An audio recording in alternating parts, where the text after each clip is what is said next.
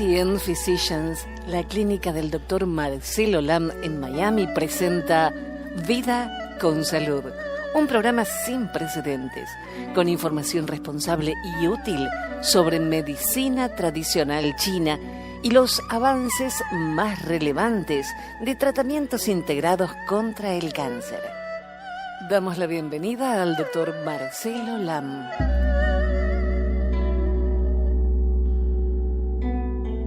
Saludo a nuestros amigos y personas que nos escuchan. Como cada semana, este es el programa Cita con el Dr. Lam en Vida con Salud. El propósito de nuestro programa es aumentar la conciencia sobre la disponibilidad de la medicina tradicional china, reducir los errores y aclarar los mitos, principalmente mitos sobre este sistema de salud. Como siempre, contamos con la colaboración de Jenny de Bernardo en los micrófonos y la asistencia de Tito Silva. Adelante, Jenny. Doctor, estamos en pandemia y seguimos con preguntas porque nos afecta mucho. ¿Qué es la variante Delta? Interesantísima pregunta. La variante Delta es una variante parece que se originó tuvo su origen en la India y parece que es bastante agresiva, ¿no? En cuanto a contagio. Hay muchísimas variantes.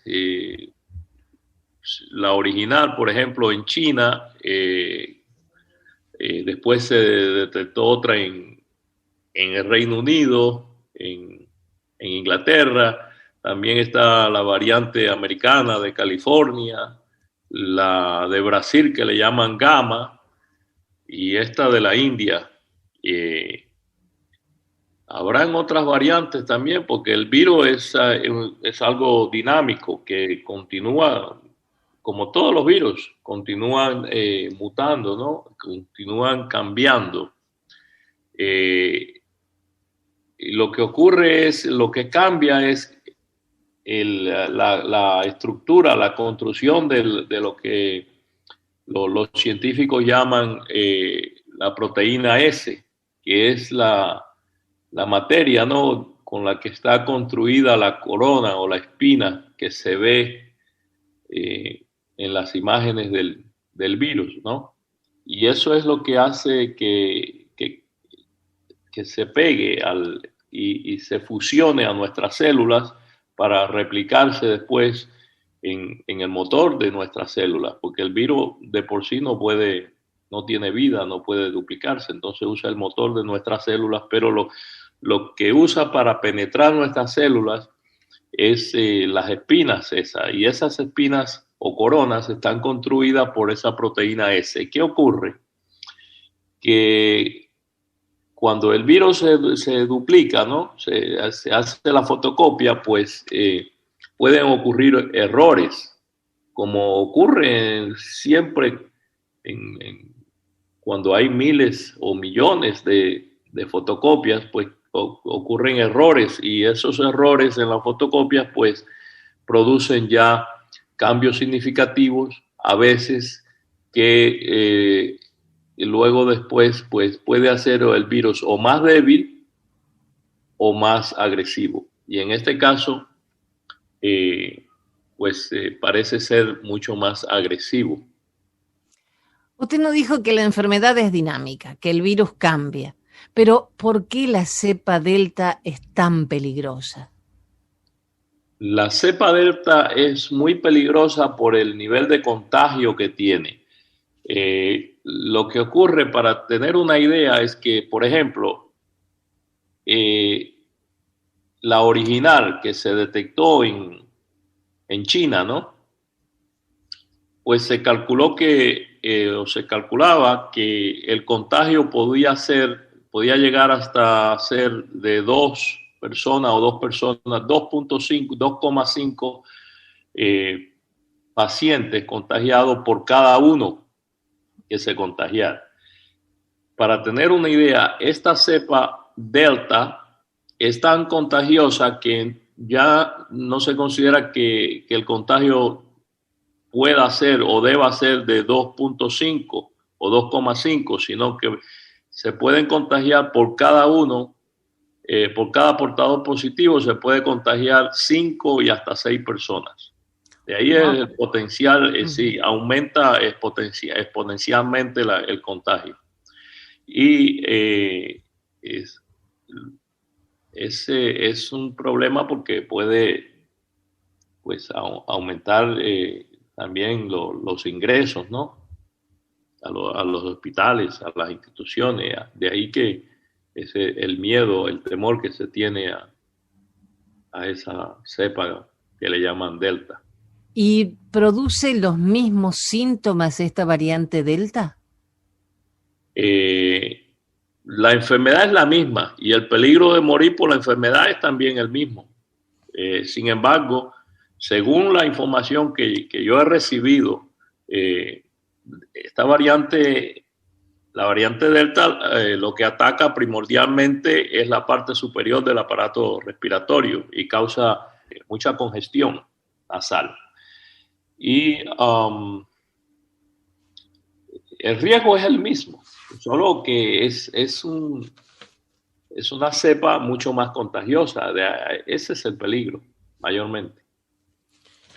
¿Y cambia de algún modo la manera de protegernos ante las diferentes variantes del virus?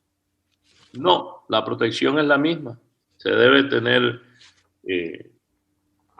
mascarilla, usar mascarilla siempre, evitar ¿por qué la mascarilla? Bueno, para evitar el contacto directo del virus con nuestras fosas nasales y la boca. Las mascarillas evitan además que podamos contagiar a las personas que están cerca de nosotros si ya somos positivos. No es solamente que evita que nos contagiemos nosotros, pero que si ya somos portadores positivos, somos portadores, ¿no? Y no lo sabemos porque no tenemos síntomas todavía, pues la única manera de no contagiar a otra persona es o aislándote o por lo menos usando mascarilla. ¿Se debe continuar usando mascarilla aún después de vacunarse? Sí, muy buena pregunta, porque he escuchado incluso hasta en la radio, en algunos programas, incluso médicos, decir información totalmente errónea. Que ya las personas que se han vacunado no necesitan usar mascarilla. A mí me parece eso un error garrafal, una barbaridad, porque la vacuna no evita, no hay manera que por arte de magia evita el contagio. La vacuna lo que hace es que prepara inmunitariamente a la persona para que si por mala suerte o por negligencia o por cualquier otra razón, pues cae con el contagio del virus, pues no tenga una sintomatología severa, no tenga que recurrir, por ejemplo, a ingresos en el hospital, a cuidado intensivo y tampoco tenga que morir. Eso es lo que hace el propósito de las vacunas, pero es imposible evitar que una persona se contagie. De modo que aun cuando la persona está vacunada debe usar siempre pues la misma protección que tenía antes, solo que está en una mejor posición para resistir la enfermedad. Y por otra parte, es muy, muy importante seguir los protocolos no solamente de protección, pero también de higiene, porque en la casa, cuando uno llega, lo primero que tiene que hacer es lavarse las manos, porque afuera en la calle pues toca las maniguetas y otros objetos públicos que lo toca todo el mundo, entonces es muy peligroso. Y en la casa es uno de los lugares más peligrosos para el contagio, porque muchas personas se creen en la casa, pues ya estoy protegido, estoy libre del contagio y realmente no sabes si algún miembro de la casa ha traído el virus a la casa o si lo estás trayendo eh, eh, tú mismo o misma en este caso, ¿no? Pero, o sea, es un lugar muy peligroso la casa si no se mantienen, pues, los métodos, ¿no? De higiene básica y de protección también para eh, tratar de evitar que el contagio pues continúe. Entonces, por ejemplo, si yo tomo Herbantivir, el Herbantivir C, puedo contagiarme, pero vendría a ser como una especie de vacuna, porque el daño a mi cuerpo sería menor. Sí, es correcto, pero el Herbantivir C, como sabes, es una fórmula herbaria que hemos producido aquí en nuestra clínica y que la hemos hecho basada en la medicina herbaria que se usan en Asia, Uh-huh. en China particularmente, con más de un 92% de éxito en cuanto a tratar la sintomatología de, del COVID-19, o sea, de la enfermedad que produce el coronavirus, SARS-CoV-2. Pero no evita el contagio, es imposible evitar el contagio, solo que disminuye la sintomatología. Uh-huh. Doctor, vamos a dejar un poquito de lado el coronavirus. Ahora no es extraño escuchar que una persona padece de Alzheimer. Es como una epidemia. ¿Le parece bien que desde un aspecto de la medicina oriental nos hable un poco sobre esta terrible enfermedad? Específicamente, ¿qué es el Alzheimer? El Alzheimer es una enfermedad eh, neurodegenerativa y afecta a los seres humanos y, y ocurre porque las células en el cerebro pues se dañan y mueren. Entonces la persona pues pierde la cognición, pierde la habilidad de no solamente de recordar, porque el Alzheimer está muy asociado a la memoria, pero también el Alzheimer puede producir otros síntomas como trastornos en la ubicación o la coordinación, lo que llaman trastorno de visualización. Puede producir incluso angustia, o sea, ansiedad, eh, muchísimos otros síntomas, no solamente la pérdida de memoria, incluso la, la pérdida de memoria es más severa o se manifiesta prácticamente ya en la etapa media avanzada y final y última de la enfermedad. ¿Ha existido siempre el Alzheimer o es una enfermedad reciente? Bueno, de existir posiblemente haya existido siempre, pero quien la descubrió fue el médico alemán, conocido como Alois Alzheimer. Por eso es que se llama Alzheimer, porque lleva pues el apellido de él, ¿no? El nombre de él, el apellido. Y es un médico alemán que quien descubrió, por lo menos describió por primera vez eh, lo que él encontró en las neuronas, en las células del cerebro de las personas afectadas con esta enfermedad. Y lo que él encontró es una acumulación de una proteína que los químicos o los científicos llaman Tau, T-A-U. Y esta proteína pues se agrega dentro de la célula, es una acumulación intracelular y rinde la célula prácticamente inútil hasta que la célula muere. También la enfermedad pues tiene la tendencia a acumular otra forma de proteína, le llaman, pero fuera extracelular, que le llaman amiloides.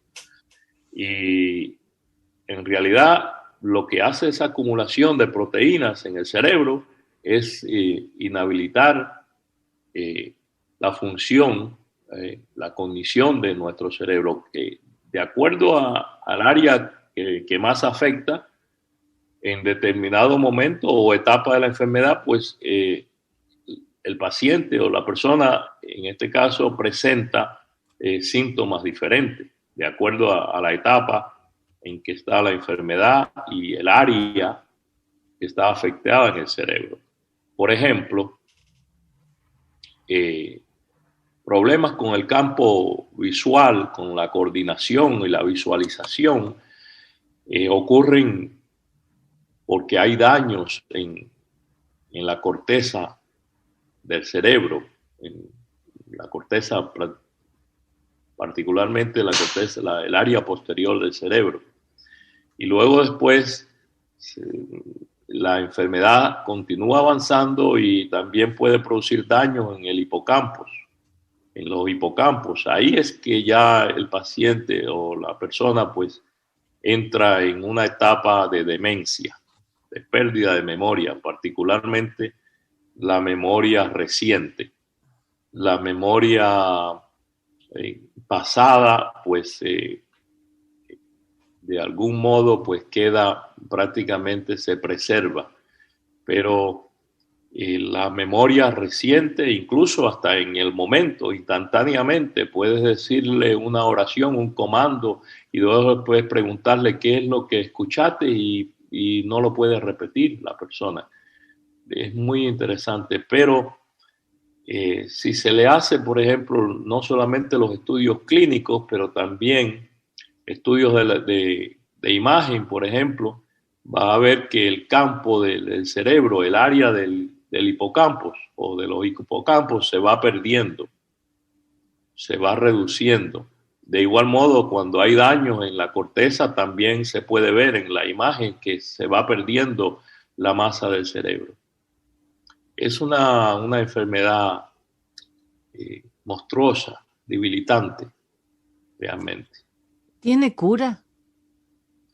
Científicamente no hay cura, ni en medicina convencional ni en medicina tradicional china. En medicina tradicional china tenemos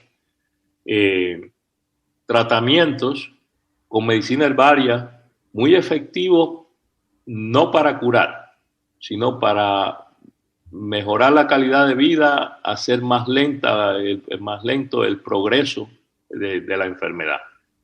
Pero realmente no hay cura. Lo que sí podemos decir que, por ejemplo, no todos los pacientes que sufren de esta enfermedad pues llegan al estado de demencia. La enfermedad tiene 3 estados, particularmente cuando la persona está en el primer estado de la enfermedad, pues a veces no se detecta cambios bruscos que puedan indicar que la persona pues está padeciendo de Alzheimer. Usualmente el médico con experiencia lo detecta, o el psiquiatra, pero en la primera etapa es difícil. Es como el cáncer, por ejemplo, que en la primera etapa pues no presenta síntomas severos, entonces la persona ni sabe que tiene Alzheimer. Luego después pues comienza a tener dificultad a veces para recordar las palabras, por ejemplo, palabras comunes, cotidianas, que son palabras que hay que buscar en el diccionario. Y así va empeorando. A medida que va avanzando la enfermedad, pues van agravando y van cambiando los síntomas. Pero no quiere decir esto que todas las personas que padecen Alzheimer llegan a la etapa última donde desarrollan ya la demencia. De modo que el tratamiento con medicina herbaria es muy importante desde este punto de vista de mantener la calidad de vida y de hacer que la progresión de la enfermedad pues sea mucho más lenta, porque puede llegar el paciente a morir quizás, o la persona a morir de otra enfermedad y nunca morir de Alzheimer o llegar, quiero decir, a la etapa donde la persona pierde completamente la memoria. ¿Y cuáles son los síntomas que podemos tener en cuenta para poder detectarlo, obviamente antes de que sea algo ya irreversible? Bueno, como mencioné anteriormente, a veces la persona pues comienza a olvidarse de palabras, le es mucho más difícil encontrar la palabra que quería pronunciar, que quería decir, y también a veces pues localizar objetos. Por ejemplo, a veces pues hay una taza que está buscando un vaso y está justo delante de él, pero no lo encuentra. O le cuesta mucho trabajo para fijarlo, ¿no? Para visualizarlo. Cosas así. Ya digo que de acuerdo a lo que hemos aprendido, yo no soy psiquiatra y no soy tampoco un neurólogo, pero tengo el conocimiento básico como médico y lo que hemos aprendido para detectar esta enfermedad son esos pasos, esos síntomas o esas señales, porque realmente en la etapa inicial e incluso la etapa media, pues no se detectan síntomas graves de pérdida de memoria, pero sí ya se sabe que la persona pues va a tener esa tendencia o esa posibilidad de desarrollar demencia porque tiene la enfermedad. ¿Es hereditaria?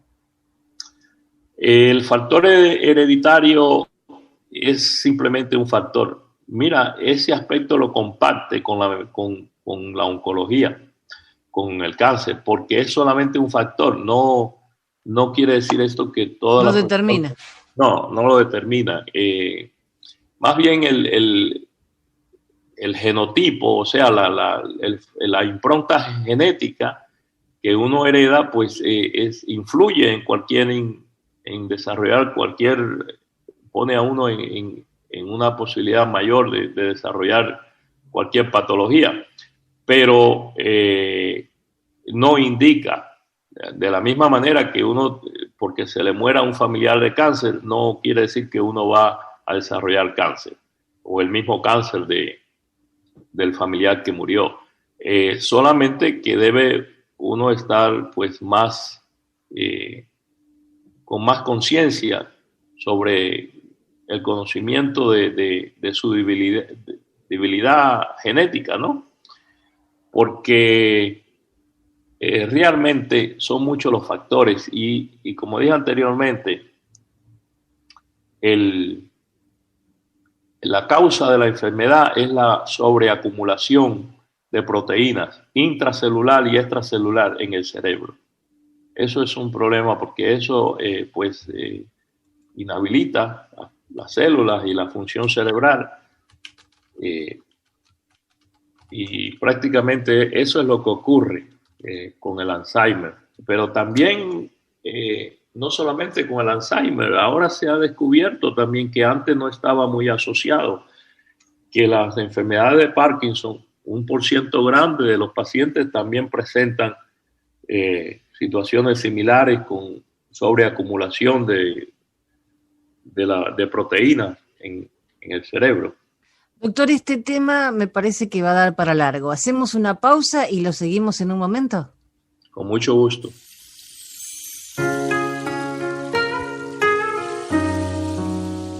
TCN Physicians, la clínica del Dr. Marcelo Lam en Miami, dispone de medicina herbaria y tratamientos integrativos de alta calidad, basados en evidencias y con resultados clínicos excelentes.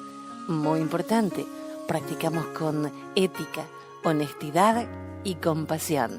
Más información o citas al 305-267-4560.